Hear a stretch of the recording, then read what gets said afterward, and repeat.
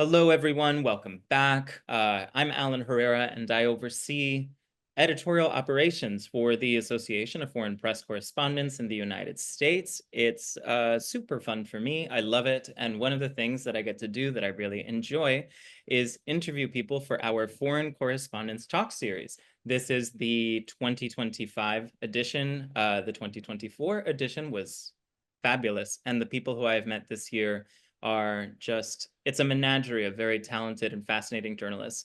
And today I have as my guest Lucía Matamoros, who is a Colombian journalist. So mi gente, that always makes me very happy cuando tengo alguien aquí que conoce mi país, so it's beautiful.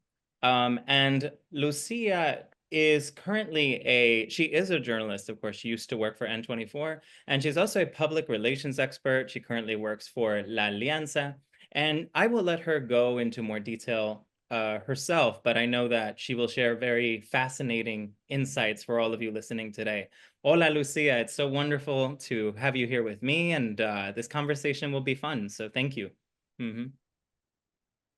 Hi, Alan. I'm so happy to be here. Thank you so much for inviting me and happy to share a little bit of my experience and all of these years of working as a journalist and also in public relations with all of you. Thank you. Thank you again. And special thanks to our mutual friend and colleague, Patricia Vasconcellos, who connected us. She is fabulous. If you don't know her, you need to. You have to. She's absolutely amazing. Exactly. So, Lucia, you have, of course, you started out as a journalist in Colombia, but you also have experience in Venezuela and you have experience in Canada, and now you're in DC. So you've been a globetrotter, as we say, just jumping around from place to place and very different places.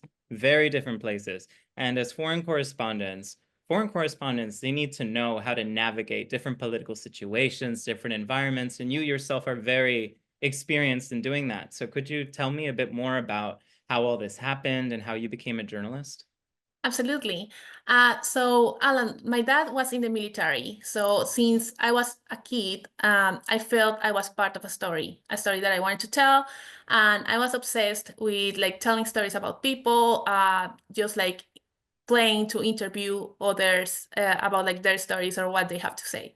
I lived in Colombia during the war and I used to live in a military base. So I was full of stories around me.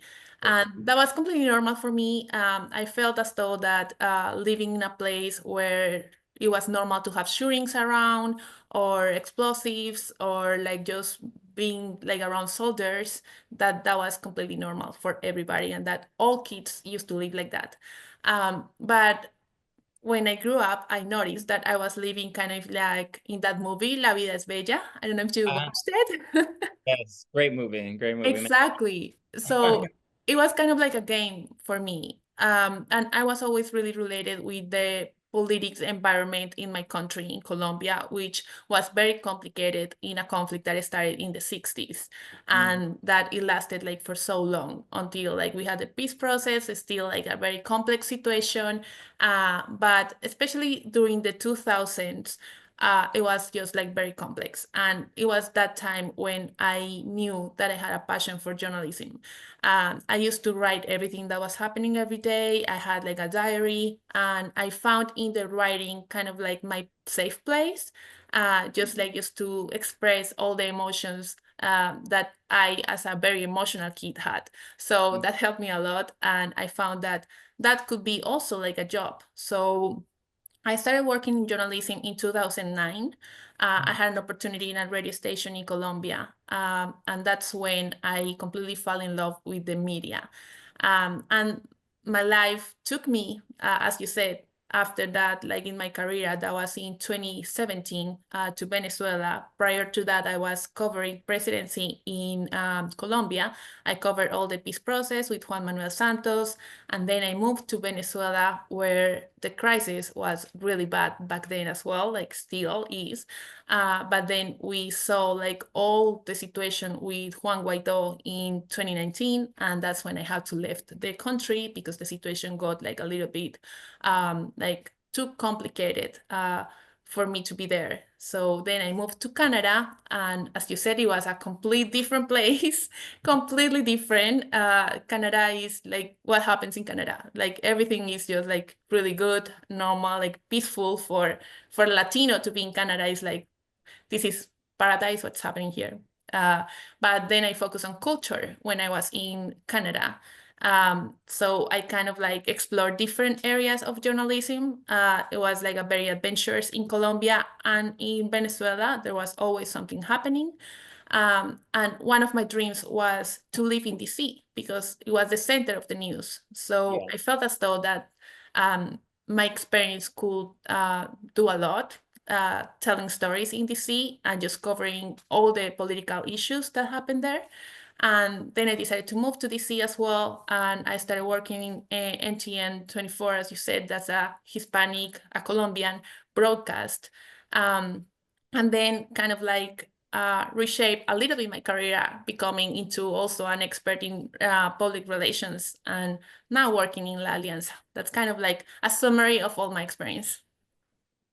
It's interesting because, again, right, you've been in these radically different environments, and as a result, you've had to develop, and I think that this is something that prepares you, of course, right, to navigate DC, whether you're in public relations or in journalism, the fact that you've developed this global perspective, right? So could you, I would love to know, for example, you described, for instance, right, how you were surrounded by soldiers, you were on a base and stuff. That's something that really impacts a child, right? And the way that they see the world. So, what was it then that motivated you to travel and see the world? And how have you developed as a person, just absorbing all of these experiences over the years? Yeah. Absolutely.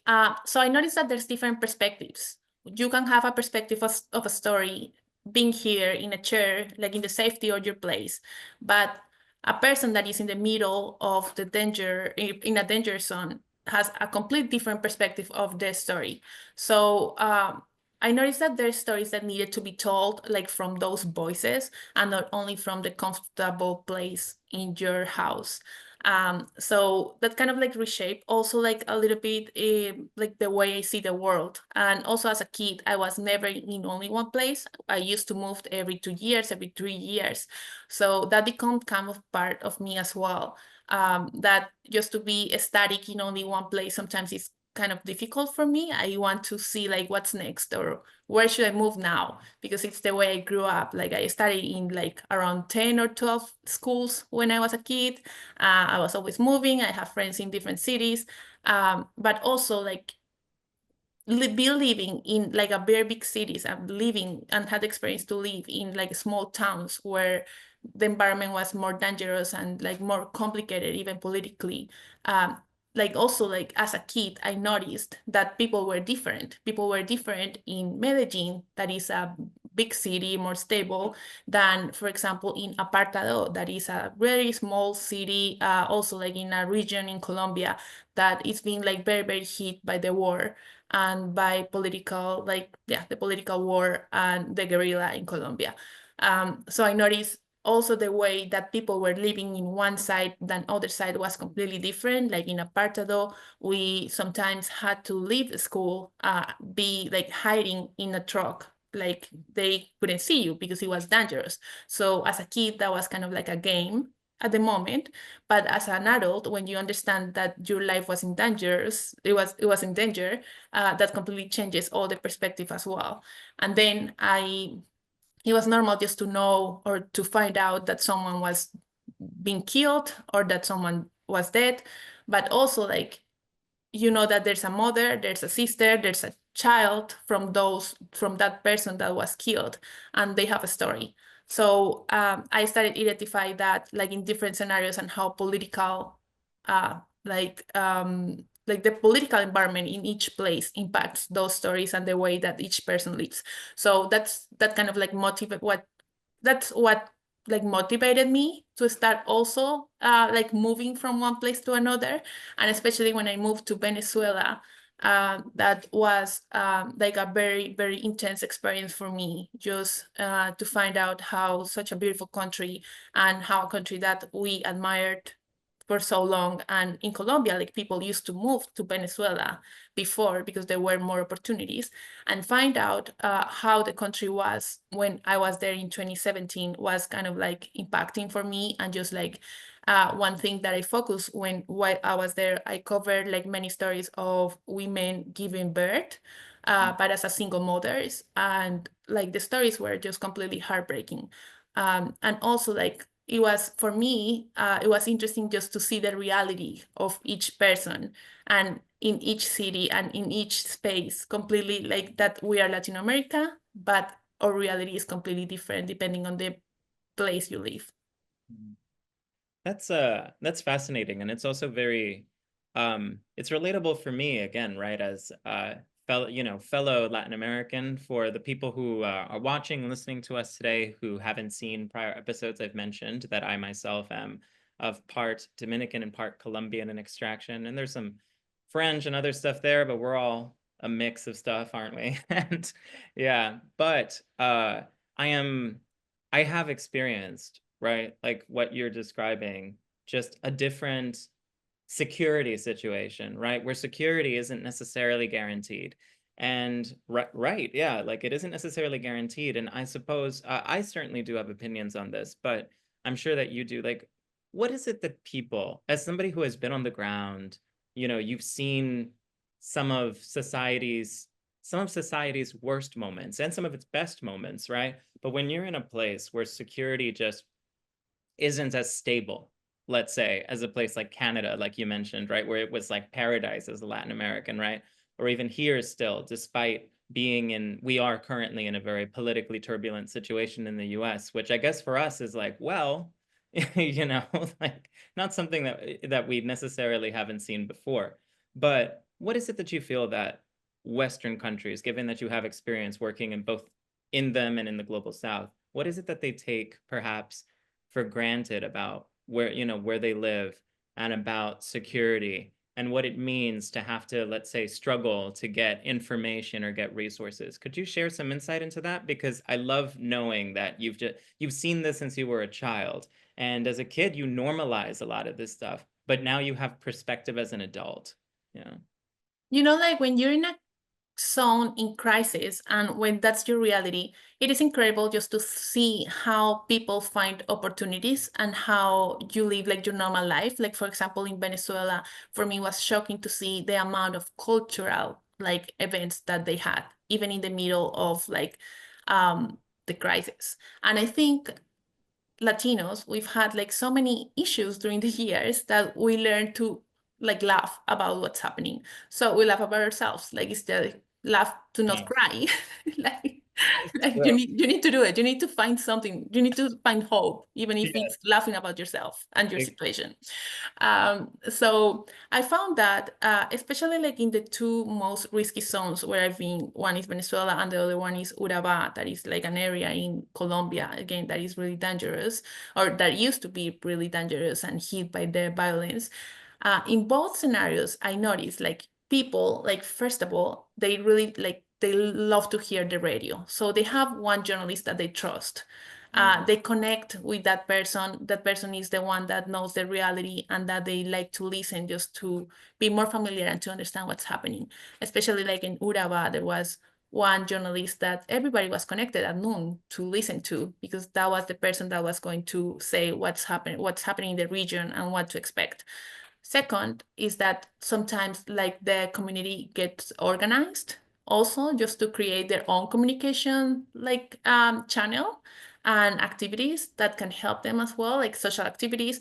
So I feel that in our countries, like the crisis generates opportunities.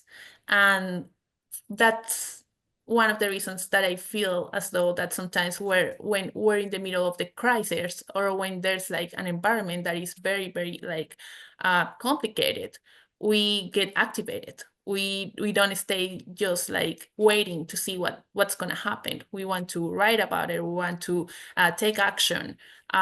We want to evolve like our careers or like find solutions, because we're so used to the crisis that sometimes it's just like in our DNA as well. And what I learned in those, particularly in those communities, is that yes, crisis activates communities, and it pushes you to find solutions.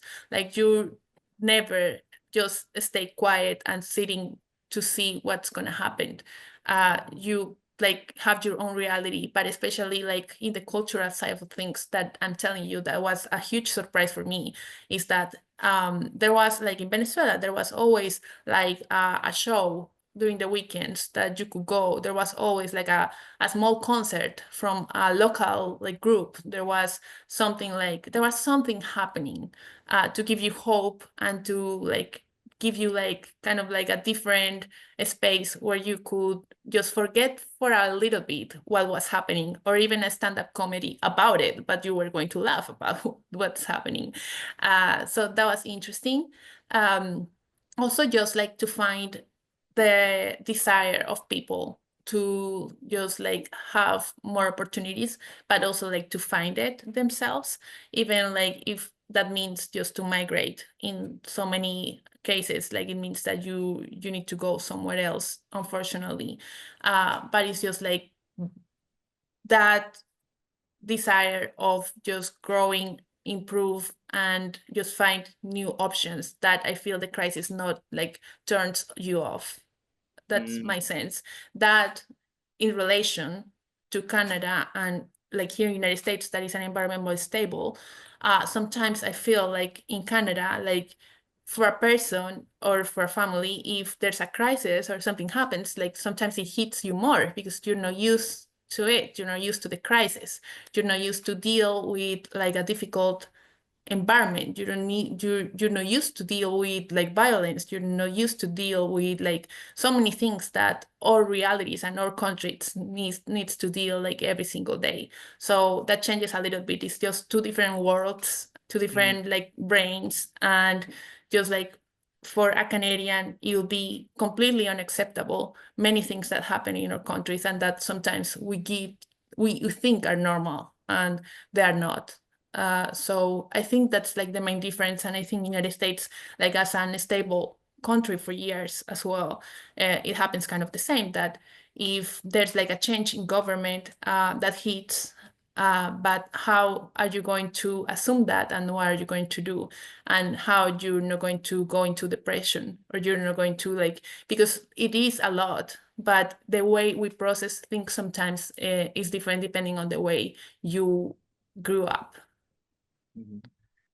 Yeah, I think those are very valuable points that you're making, because it's very difficult for people who don't have that frame of reference, right? They don't have the ability to reconcile and process what they see in front of them. Or rather they do, but sadly, they need to be exposed to more instability, right? And that's, like, sadly, we live in a world where there are so many problems, where there's so much instability. Ideally, there would be none of that, right? We wouldn't be dealing with so many politically turbulent situations, and situations where people have to fear for their lives, where they fear, for example, as journalists, right? They fear putting information out there and critiquing their leaders, right?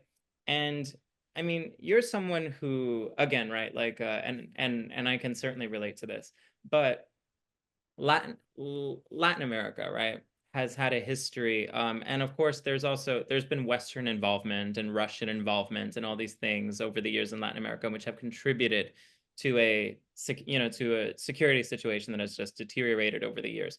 But these countries they've just had a history of authoritarian regimes and dictatorships. And currently, at the moment, many Americans are wondering how life in the United States will change under President Donald Trump, as he just embarks, right, on many unprecedented actions, including most recently working to dismantle the Department of Education without congressional approval.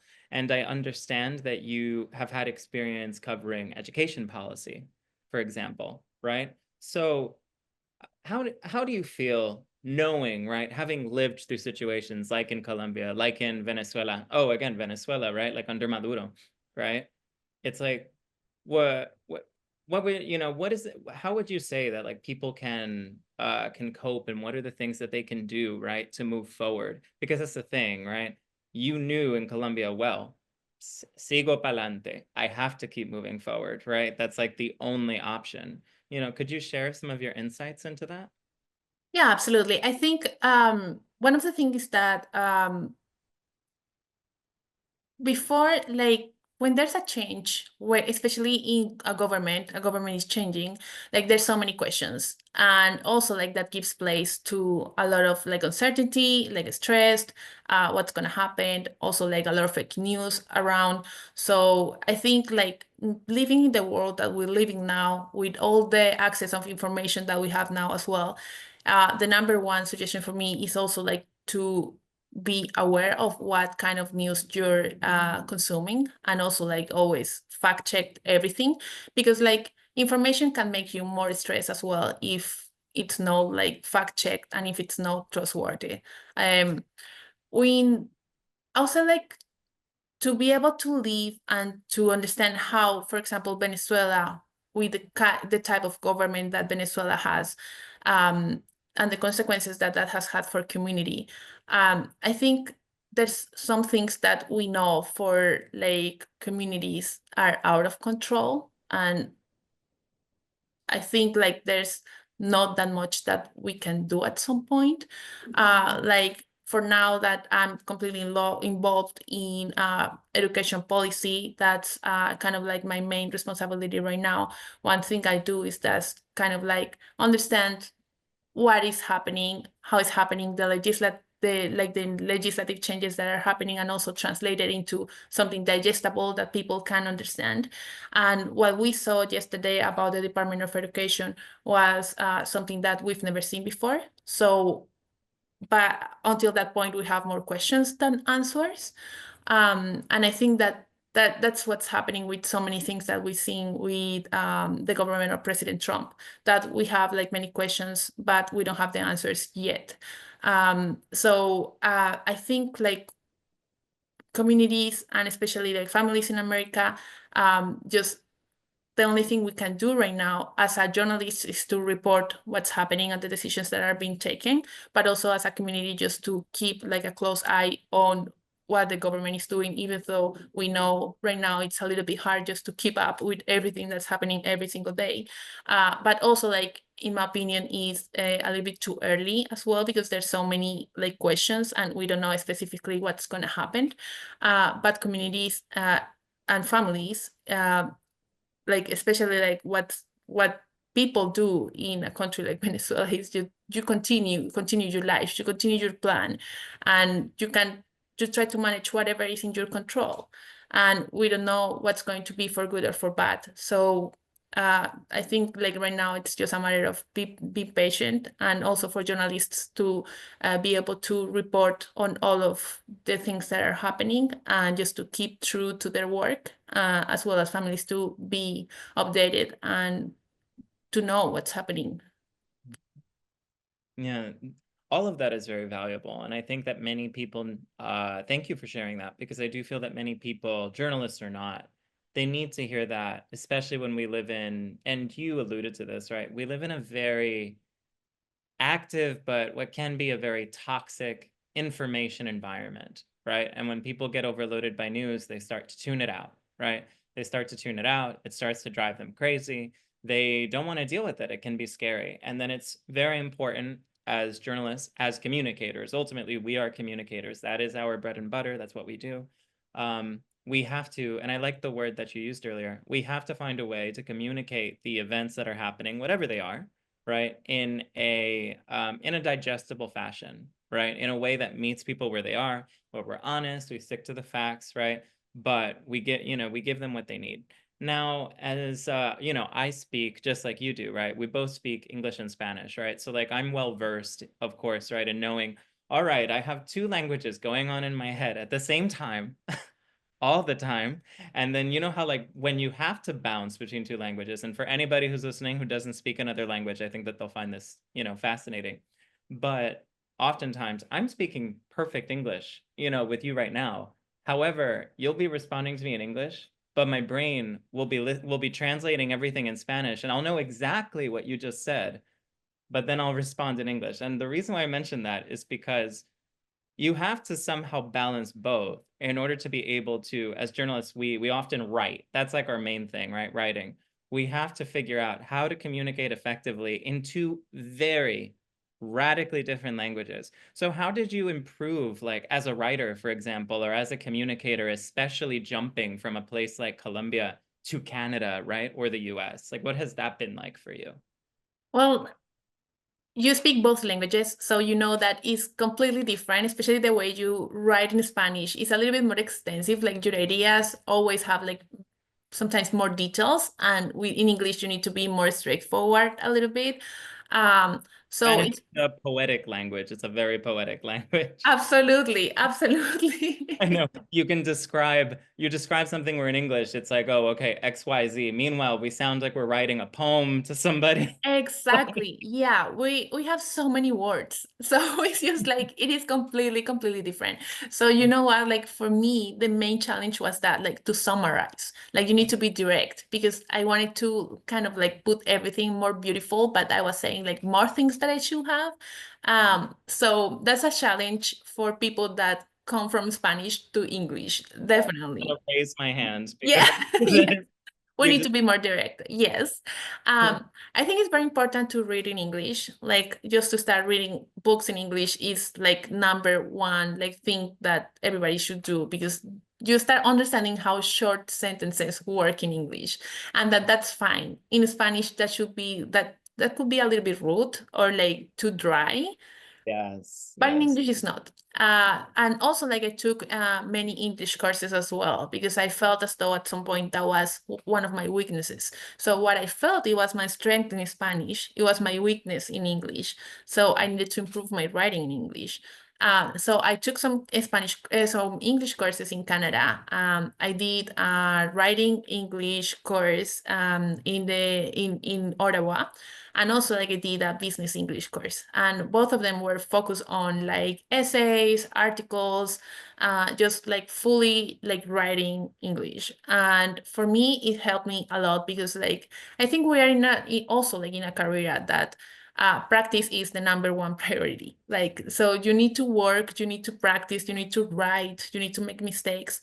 And when you stop doing it, it's like a muscle, right? You start getting like a little bit slower. So it's something that you don't need to stop, even if you're not working right now. So one suggestion also I have for everybody is that sometimes as a communicators, like sometimes the opportunities, like the work opportunities could be like difficult at some points if you lose your job or if you're not like working at the moment. One thing I did for my own mental health and for my also my writing skills and everything was just to create my own website, and I was writing stories. I was just like going outside and just I went to Canada and I started just writing all my story about how a Colombian was arriving to Canada and just like my experience and what was the difference, like cultural differences, and just like meeting people that were like also having like different stories, like people coming from India to Canada. How would you arrive like from India to Canada that is like minus 23 degrees? That's a completely different story. That how would you Yes, adapt to that? Yes. yes. Uh, Our sangre tropical. Sangre tropical, exactamente. Yes, No es can't deal with fácil. it. Ajá. And I started just writing and writing a lot, and that's how I improved my skills. So right now I work in public relations as well for an organization, National School Choice Awareness Foundation, and I am a director of public awareness there. And I write all the press releases. And now it's like, so I'm the person in charge of just reviewing, writing op-eds, and everything is in English. That before I felt as though I couldn't do that. I felt also that I don't know if that happens to you, but I feel that I'm a different person in Spanish and English. Oh, yeah. Yeah, Yes. yeah, and yeah. I know exactly what you mean. It's difficult for other people to understand oftentimes because of course Spanish is my first language, and then it wasn't that I wasn't exposed to English, but because I grew up in a bubble, right? That's the thing. You grow up in a Spanish bubble and it's like, oh, my mother doesn't really speak great English and my grandmother did not speak a single word of English, right? The overwhelming majority of my relatives do not speak a single word of English. So how are you supposed to communicate? You have to know the language. And then in English, I'll find because I have two different languages, right, in my head, I'll communicate something in English. And it's like what you said. People will say, wait, Alan, where are you going with this? Because apparently I'm not like concise enough. And my head will just be like, don't you understand? I need to write like a Pablo Neruda poem, in order to tell somebody what's going on in the American government. It's like, let me, give me my words. Let me keep my words. But English is not like that. And it can be very difficult to just navigate communication, especially in a business sense, especially when you're dealing with governments, especially when you're dealing with government officials, right? And government officials, they have an incentive, right? Especially when dealing with journalists. They don't say what they mean necessarily. They don't. And journalists, have to be able to acknowledge that and parse that. We have to understand this is not this is not an unbiased source, right? Or, what does this source have a reason, right, to like tell me this information and not that information? And when you are using, English, and that's your second language, it's very difficult to then just try and balance, wait, so how do I communicate this? What are they saying? How do I bring this to my audience in a way that makes sense? You know what I'm saying, right? Yeah, yeah. Yeah, absolutely. And also like, because in Spanish, you extend your ideas that much. Even the way you write an article is completely different. If you write in the same way, you're gonna lose like your reader. Like at the beginning, like he's gonna start reading your article and he's gonna say like, okay, what is this article about? Like if you translate exactly as you speak in Spanish and in English. So I completely get it. And yeah, my brain is exactly the same. Like I speak English, but I'm processing in Spanish. And my ideas and the way I say things come from also the way I say it in Spanish. So that's a chip that is really, really hard to change. Also, I always say I feel I'm nicer in Spanish and at least funnier. So it's always different. It's like two I'm different Lucias. I am a much kinder person in Oh, Spanish. yeah. Yes. Yes. Yeah. Yes. It's so relatable. And I think that it's true for, over the course of my experience interviewing journalists on this little YouTube series of ours, right? I've interviewed journalists from Kurdistan, right? And Pakistan and India or Portugal or Italy. And when they're communicating, and you and I, we're having this conversation at length, this specific thing. I haven't had this conversation with them. But as somebody who also speaks another language, I can see in the way that they're communicating with me and just trying to communicate their ideas in a language that is not their first, which is something that we should all respect, right? We should all respect that. I just know what's going on in their head, Yeah, absolutely. I completely understand you because that happens to me a lot. And sometimes also when you're talking with an American, like with a Native American, like it's just like they sometimes they don't understand you exactly what you're saying. And they're like, what was that? And it's like you need to repeat it like shorter because you're just saying it, you're using like the words you will use if you were speaking Spanish. Exactly. And I suppose what I'm wondering is, on that topic, right? How then moving into public relations and balancing that because public relations is all about the most concise information possible. So what has that been like as you've transitioned into public relations? You know what? It's been really interesting to work on the other side of things. Just to because like now you're behind the scenes. I understand like how media works, how the alley works, how like the news are interesting if you want to cover it or not. So it's just a matter also of like being more direct and just like now the angles are coming from your head. So you need to be a little bit more strategic. So it's been different in terms of that. I feel like as a journalist, we have a different kind of like a different nature of our work. Like we work by day by day because there's so many things happening that are unexpected.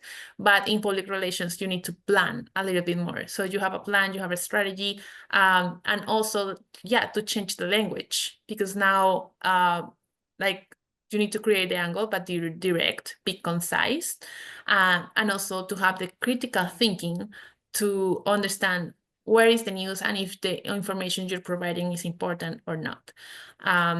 So it's also like, for me, it was important to work in a place, like if I was going to move to public relations, like my whole life, or even like, this is the story of many journalists when we started university, like I wanted to change the world.